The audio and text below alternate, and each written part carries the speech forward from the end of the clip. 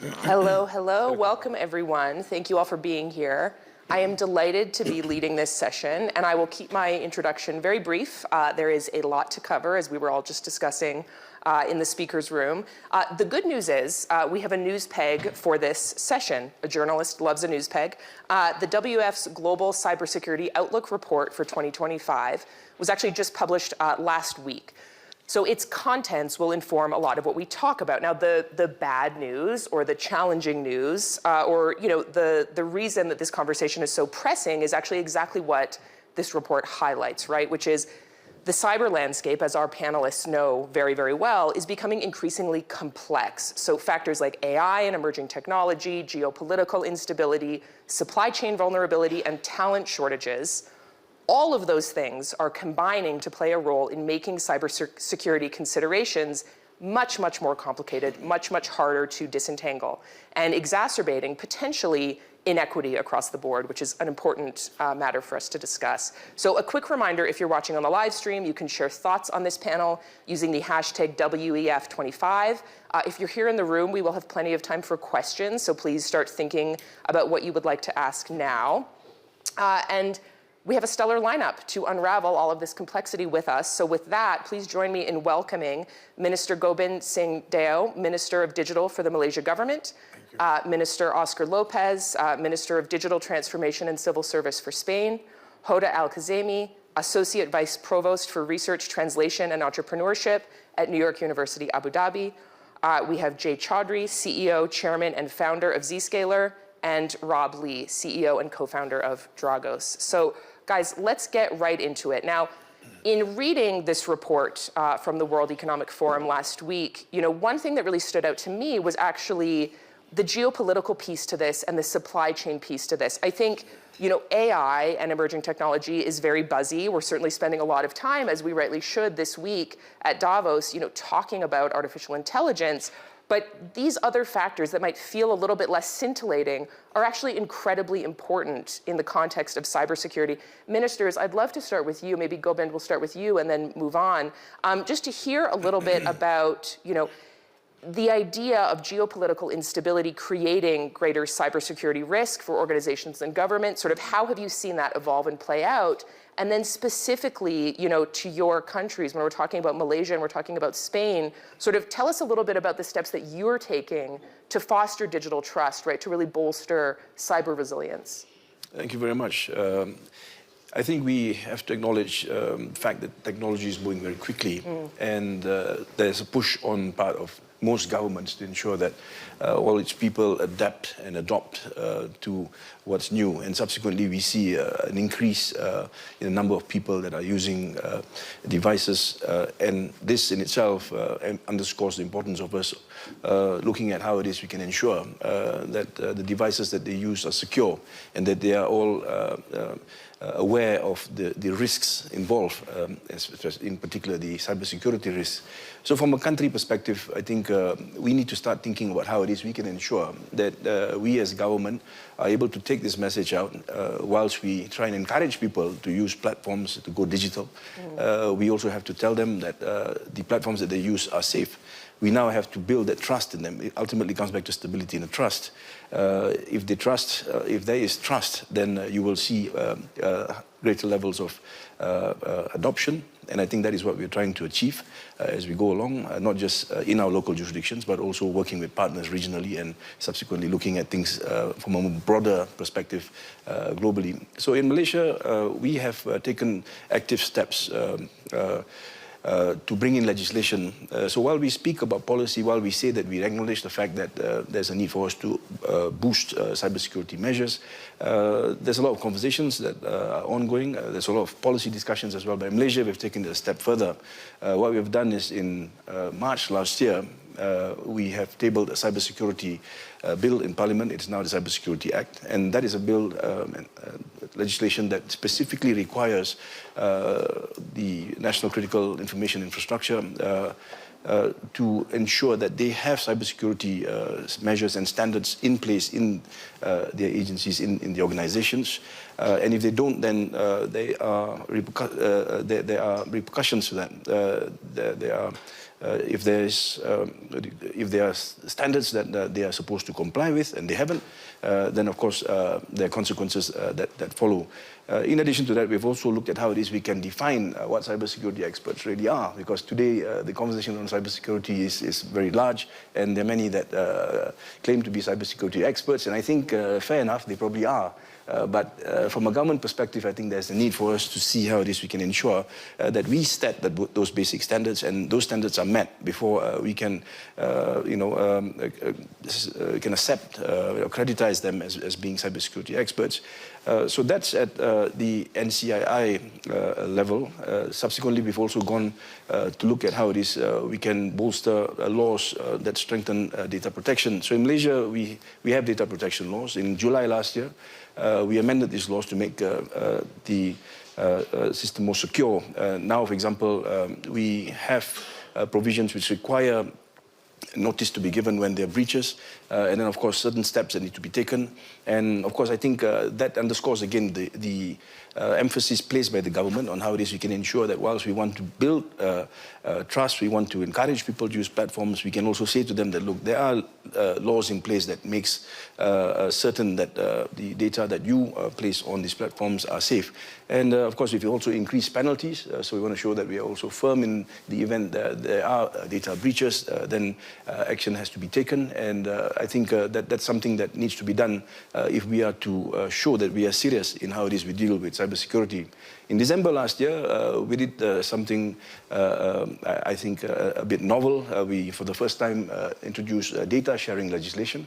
And with data sharing, I'm sure all of you will appreciate this entire process by which there's a request for data, subsequently how it's managed, and subsequently if that request is allowed, then there's a process that has to be followed for the flow of that data sharing mechanism. In that process as well, there was a need for us to look at how it is we can ensure that there's security. So that legislation also looks at that. So it is important in this context to understand that the government of Malaysia has moved ahead very aggressively, showing that there are conversations, there are policy considerations, but we haven't stopped there. We've gone further. We've actually taken steps to legislate. And now, of course, it's a question of us executing and moving along and trying to build an ecosystem where we can actually build trust. And I think that's something that is important, because when we speak about cybersecurity, particularly in Malaysia, we look at it also from an ASEAN perspective. In Malaysia this year, we chair ASEAN, and we are trying to push ahead with building mechanisms by which we can actually secure cybersecurity regionally as well. So, to me, if we're going to speak about cybersecurity at a regional level, perhaps even at a global level, we need to first show that we ourselves at local jurisdiction have taken steps to put our house in order. And then from there, we can build on that conversation and ask others to come along. And I think it's a learning process, because we look at countries around us in ASEAN. They too have legislation in place, mechanisms that work. And we actually can learn from them. So ASEAN, recall, becomes a very important feature, particularly in this year.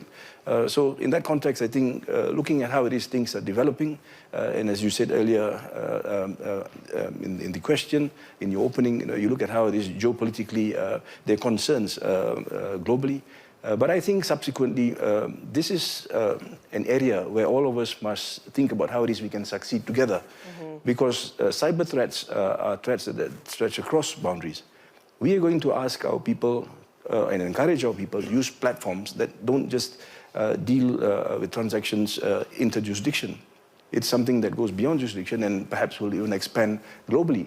So in this context, I think it's to our best interest that there's a conversation about how it is there are problems in different countries, what best practices are being applied in those countries, and for us to look and see how it is we can adopt and perhaps also use and scale the strategies adopted by other countries in strengthening our ecosystem. But all in all, I think, as I said earlier, it's important to underscore the fact that the government has taken aggressive steps. We want to build this ecosystem that emphasizes and builds trust in people. And ultimately, I think if we can do that, and we can show that this is a serious process that has to take place, and we're doing it quickly, then I think you're going to see people come along with us.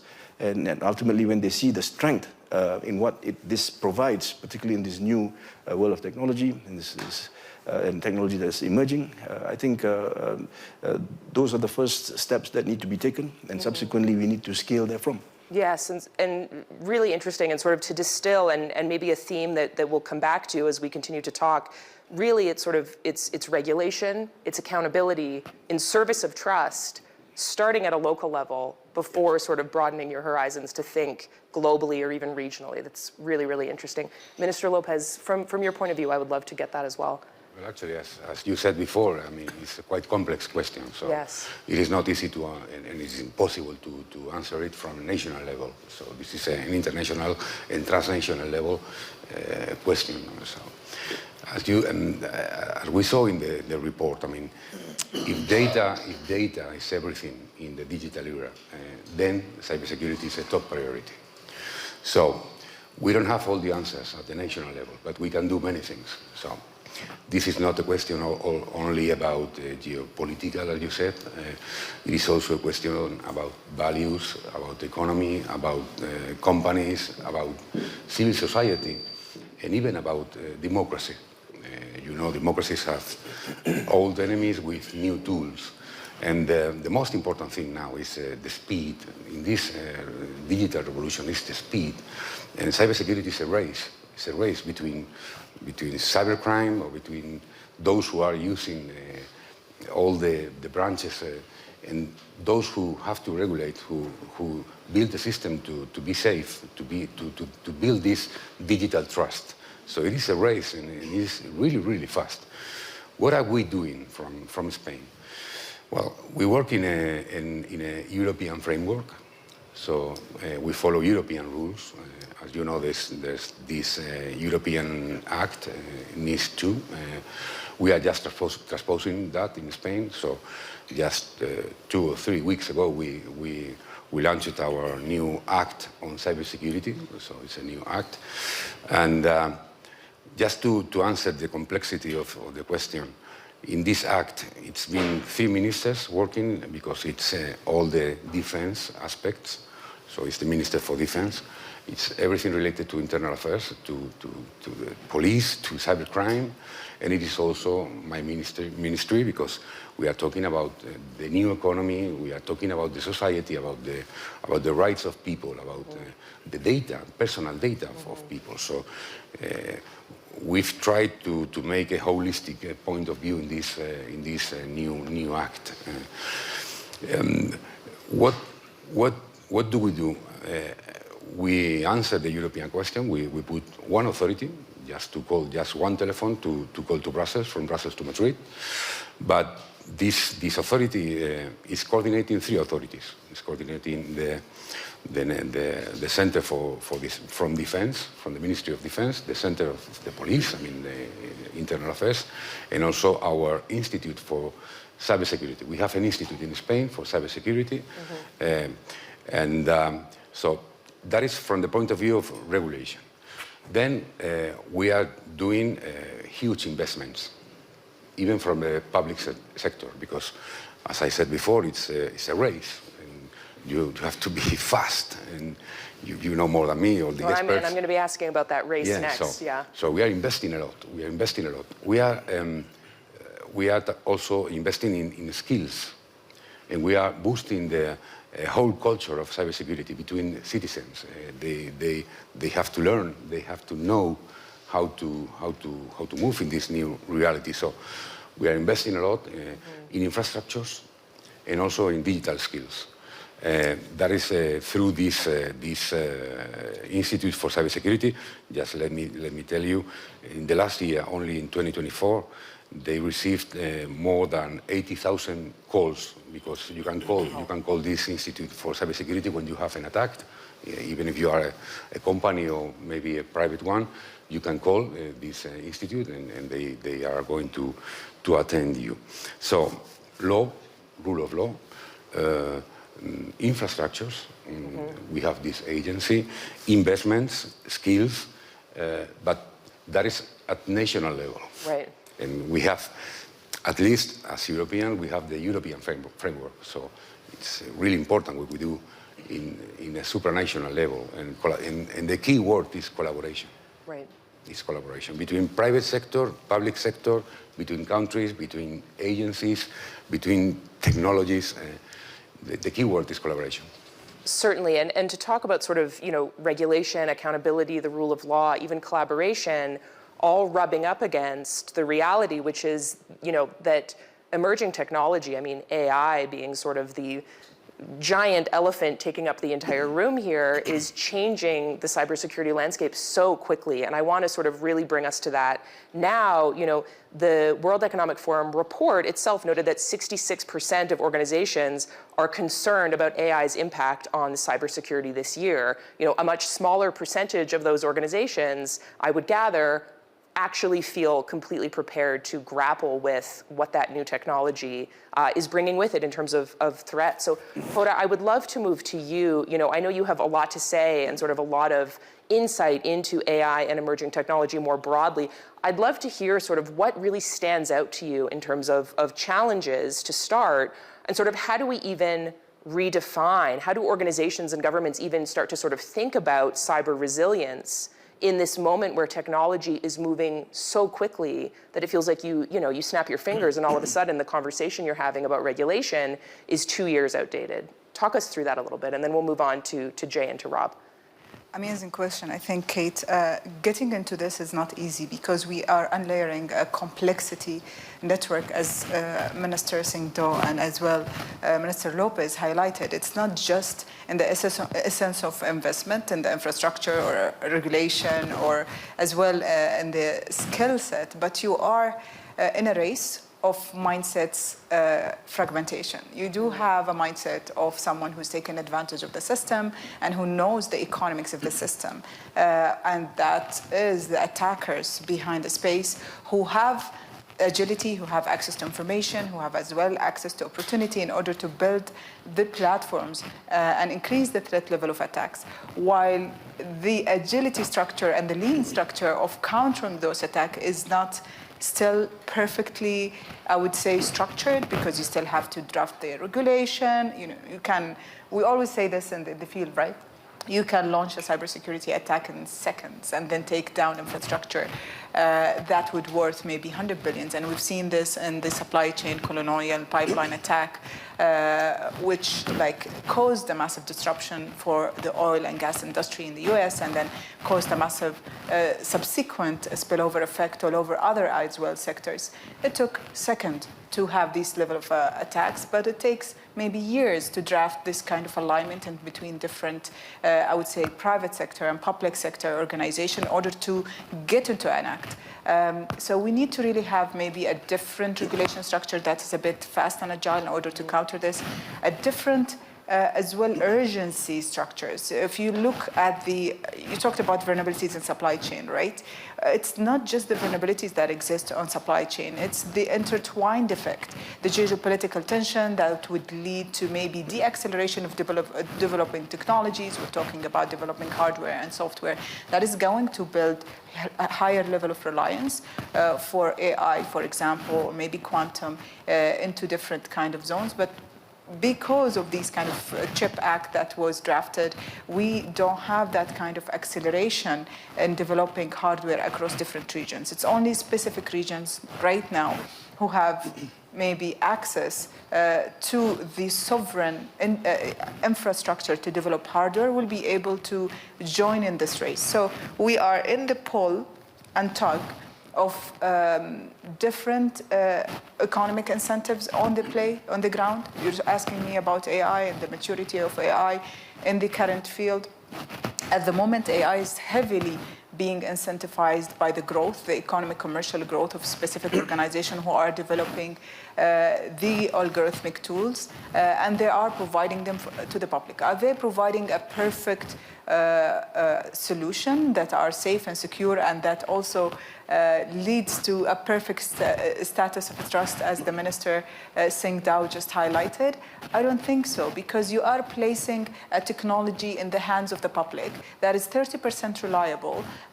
We are normalizing the fact of unreliability by saying hallucinations are amazing and poetic and artistic.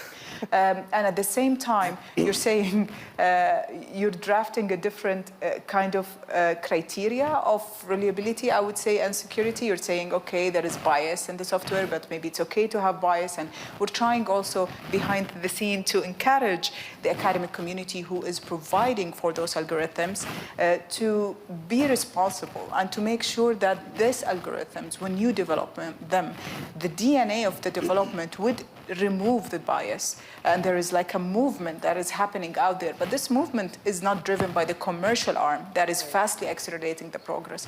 This movement is driven by the research, which is slowly being developed for this kind of industry. So there is this level of tension in between acceleration of what is good for the purpose of the collectives and what is as well not idealistic for the purpose as well of the collectives. If we're talking about regulations, for example, we have different level of regulations.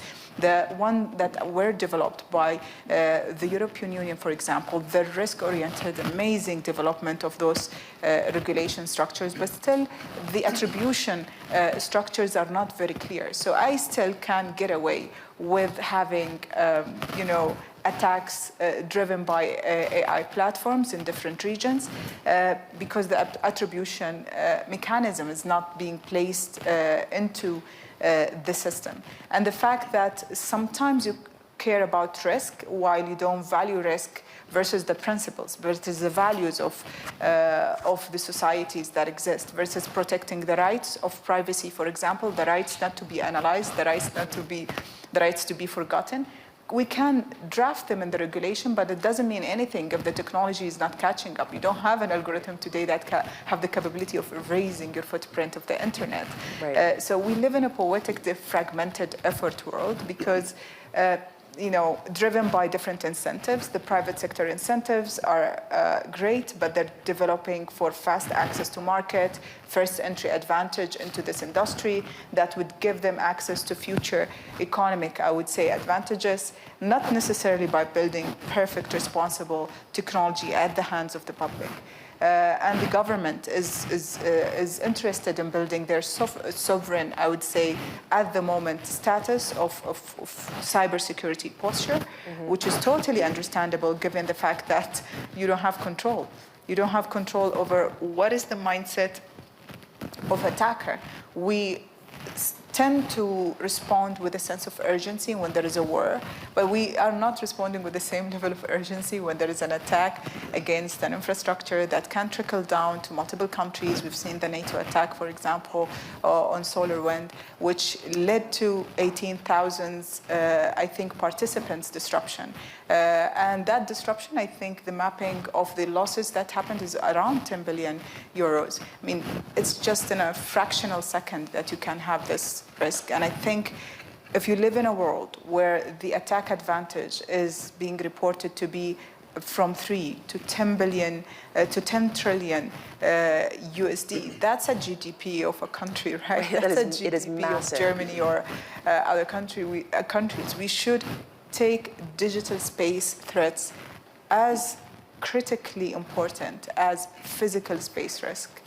Yes, that certainly makes sense. And now, Jay and Rob, let me turn it to you. Sort of similar question, just piggybacking off this idea of emerging technology and how it's really changing the landscape. I mean, are traditional approaches to handling all of this complexity, to addressing cyber threats, still effective? I mean, what has changed? What has caught up? What still needs to change for us really to be able to get ahead of where emerging technologies are taking cybersecurity? Jay, let's start with you. Yes. I was asked to present to the board of directors of a large bank. And one of the questions the board member asked me was the following. She said, Jay, you're sitting in Silicon Valley running one of the largest cloud security companies. And you work with Fortune 500 companies who have lots big budgets, access to technology, and expertise. And still I see that lots of them are getting breached. Right. If that's happening to them, what hope do I have? It's a very sad question. It took me 20 seconds to think through, because I hadn't expected the question. But reality is that larger companies are stuck with inertia. You look at security, the way security and networking is done today, is the same 30-year-old technology. Firewalls, VPNs, you build a moat around the castle. The castle is your data center. Inside, everything is trusted. Outside, everything is untrusted. That model worked for several years. When data center was the center of the universe, and everyone sat inside the office. Castle, outside good. Now, applications that left the castle, you got Salesforce, you got Office 365, you got all these clouds out there. Your people no longer work in the office. IoT, or every device is everywhere. The model had to change. That's where zero trust architecture has evolved. We at Zscaler focus on building zero trust, which is disrupting the old technology of firewalls and VPNs, which is saying you can no longer build these modes. Zero trust starts by saying don't trust anyone. In this architecture, rather than a moat around the castle, you build a switchboard, which says, if you want to connect to something, you're going to come through me. I'm going to check A, B, C, and D. If all the checks pass, you'll be connected to application A or B or C. That's what has to happen. And it's happening, actually. US government in the past 4 years actually made a big push on zero trust architecture or adoption. I think so changes need to happen. Hackers have no inertia. The bigger the organization, the slower they move. And that's really what's causing all the issues. But from cyber point of view, if you think about it, the applications and systems you build, one, you need to be building them with better security. So you can't break into them too quickly. So when you build those applications, security needs to be embedded in them to start with.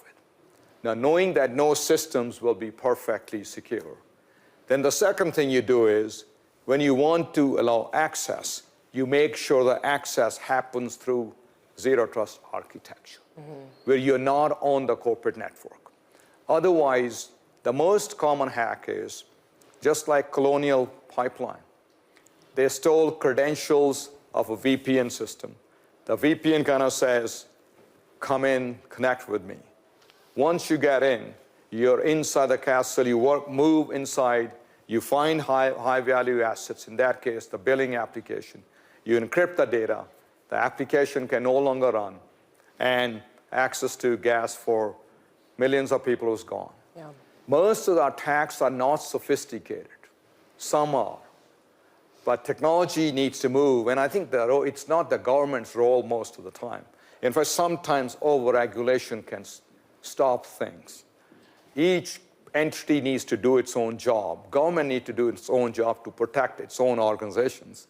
And some level of regulation is good. Over-regulation is always bad. Sure, sure. I like this idea, sort of, as you were talking, I was thinking in my head, sort of starting from a premise and really a strategic approach of zero trust really is what's necessary to build the sort of trust that you were talking about at the beginning of the conversation. I think that's interesting.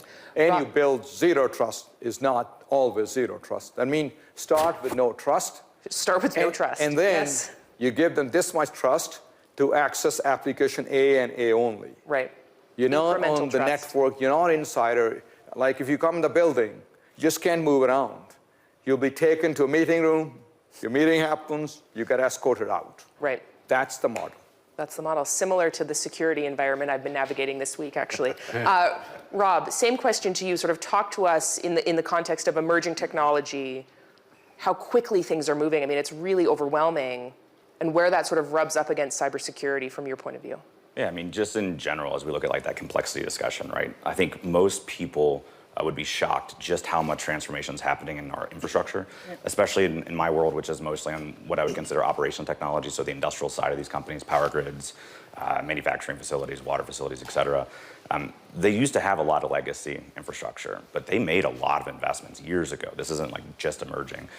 To start having automatic switching, to start having electric systems that can sort of, quote unquote, heal from different types of effects that happen, whether it be hurricanes or whatever.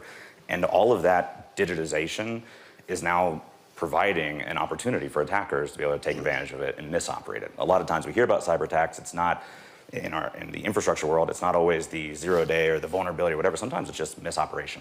If an operator can open up an electric panel, so can an adversary. If an operator can pour chemicals into the water for good purposes, an adversary can do it for too much, and then have a sort of an ominous approach to it.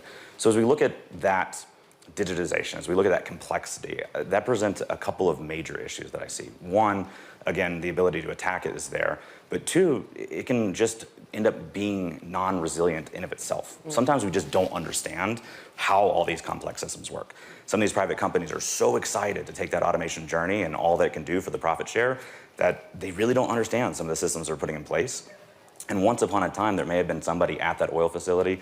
She worked there for 20 years, her daddy worked there for 20 years, her granddaddy worked there for 20 years. They know that environment. But now you come in and digitize everything, lots of automation. Now it's not one person that knows it. It's 5 consulting companies, 3 different original equipment manufacturers, a bunch of contractors. And what that means is when something goes wrong, you don't really go to anyone anymore to try to figure it out. The scary thing, I think, even from a government perspective, is you can have infrastructure disruption and we cannot get root cause analysis if we didn't invest ahead of time. So you could be in a situation where you have an explosion at a refinery and have no idea if it was a maintenance issue, if it was a cyber attack by a foreign state, or it was a mistake by a contractor. And that is a really scary place to be in. That is terrifying. You just don't know what actually happened. Yeah. All of your response is out. And again, a lot of companies don't realize that in the world of operation technology, you have to invest ahead of that. The data is transient. It's gone if you didn't collect it ahead of time. Right. So you think about, again, a world that's getting so much more automated, so much more complex, at a time that you introduced the geopolitical discussion, that states and criminals, for whatever reason, think it's a valid target to target civilian infrastructure. We've seen a bunch of different water attacks this past year, cyber attacks on electric power systems, et cetera. They see it as a valid target to go after our civilians. I've got 3 kids. That's awful. That's go rob from the bank. No offense. Like I'll live with that, but don't take down the water services, the electric services, et cetera. That's just evil. Yeah. And so we have this growing automated world, massively complex, executives and boards that may be disconnected from what's actually happening in the building, and a lot of investment for that with a trailing cybersecurity budget. Cybersecurity teams are getting pulled in many different directions. So I always hear about do the next thing and what's coming with AI and how can we do the next thing? And I'm like, man, you have no idea how little is being done currently. The basics do work. It's just a lot of companies aren't doing the basics. You'd be stunned at how many infrastructure companies around the world have no idea what's going inside their plant. They have no visibility into anything happening in there. And then we're having serious discussions about how we're going to prevent AI attacks. I'm like, could you just go do the basics? Yeah. Let's start there, and you'd be okay. And the last thing on is we talk about the regulation side of the house. I see a lot of governments trying to create regulation. I think Jay hit it very well. We need a lot more approach to harmonization of regulation, especially for multinationals. I was actually very impressed with the Malaysian delegation. Went over to the Singapore CSA's conference, and the Malaysian delegation came trying to think about the regulation they were crafting. And the question was, before we try to think we know right, what is Singapore doing already? And what is the US government doing already with NERC and the electric systems? And I set them down and sort of mapped it out. I was like, here's what worked, here's what didn't. And there was no ego. It was just, hey, we want to get this right, let's go look at what others did. And I would encourage a lot more countries to take that approach. Great. Now, I want to make sure that we have time for questions, but I don't want to miss the opportunity to ask you all about equity in the context of cybersecurity. Jay, you talked a little bit about sort of the bigger the organization, right, the slower it is to move. And I think, Rob, your comments just now about sort of, different geopolitical players coming to the table with no ego, that's an interesting comment with regards to equity as well. Hoda and ministers following, I'd love to hear sort of what stands out to you when we think about smaller and larger organizations, when we think about developed and emerging economies, making sure that there is sort of this equitable access to knowledge about cybersecurity, to implementation, to sort of effective strategies. How do we make sure that the playing field, especially in the context of emerging technology, is as even as possible, right? At least that we are making progress towards a more equitable future. Just very briefly, a few remarks from each of you so that we can open it up to questions. Hoda. I think the mass opportunity that exists in the equity space is understanding that it's a multi-layer approach. It's government as well having equitable access to resources as well as organization and individuals, which mean allowing governance government their sovereign spaces to create their own cybersecurity assets, because there are indigenous as well structures within their own infrastructure that they want to preserve for the longer run, as well as organization allowing them a space to grow and allowing a free flow of capital and investment. For those organizations, what we're seeing at the moment is structures of monopolistic approaches across industries, even in the emerging technology space or the cybersecurity space, that doesn't allow SMEs to come in to tackle these niche ideas and to grow in a healthy, prosperous manner, so they can provide for different spaces within cybersecurity, because cybersecurity is a complex space. It's not just a technological question, it's a geopolitical question, and it's individual questions on privacy. So on the equitable access to knowledge when it comes to individuals, they need not just the basic information of how to attack a system and protect a system, they need as well accessible platforms for research and development, for science, because right now the knowledge, what is, as the minister have said, what is exactly cybersecurity professional? What does it mean? Because it's a multi-layer 360 view of the world. You need to be understanding, you need to have a holistic understanding of the geopolitics of the world, of the legislation structures, of the regulation structure, and you need to know your ABCs on cryptography, on AI, and on the multiple asset structure that exists on the science aspects. So I think allowing them this space, an open box and tool to experiment, to develop those intrinsic, I would say, primitive is very important, and not to just perceive them as deployment entities. Like we're building, I think, for segregated world, and we should be very careful from doing this level of developing AI or emerging technologies in specific economies and perceiving the rest of the world as just deployment structures of those economies. Absolutely, I love that. Ministers, anything briefly to add before we open it up for a few questions? Well, I think the opportunity is proportional to the threats. I mean, when you talk about inequality, you can talk inside the country or between countries. Yeah. So the thing is, we are talking about security. Who's got the whole sovereignty? Nobody. Even the US, the most powerful, doesn't have the whole sovereignty on AI, on new technologies. Maybe 3 players in the world can do something: US, China, European Union. Don't know about India, but the rest of countries. As I said before, even the US hasn't got the whole sovereignty, so it's really, really difficult to who's feeding the AI, what's learning the AI. Right. Just imagine Palo Alto wasn't in California, but in Afghanistan, ruled by Taliban. What will the AI be answering now? No? Just let me give you just one example, because there's not going to be time. Yes, very briefly. It is not about this, but as I was saying before, now in Spain we are testing in this Institute for Cybersecurity, we are testing toys. We are testing hundreds and hundreds of toys, because toys, they use chips and they are connected. So we bring our homes for the kids, all the toys, and they connect to the Wi-Fi of the home. Half of them have security breaches. They can get you with a virus and get into your personal, your home Wi-Fi, and then get into your bank accounts. Half of them. So the challenge is huge. There are so many aspects, so many economical and companies and countries and rules, and it is really, really difficult to solve it from the point of view of a government, only from the national level. So that's why. So if I may add a couple of comments. Security can be complex, but it doesn't need to be.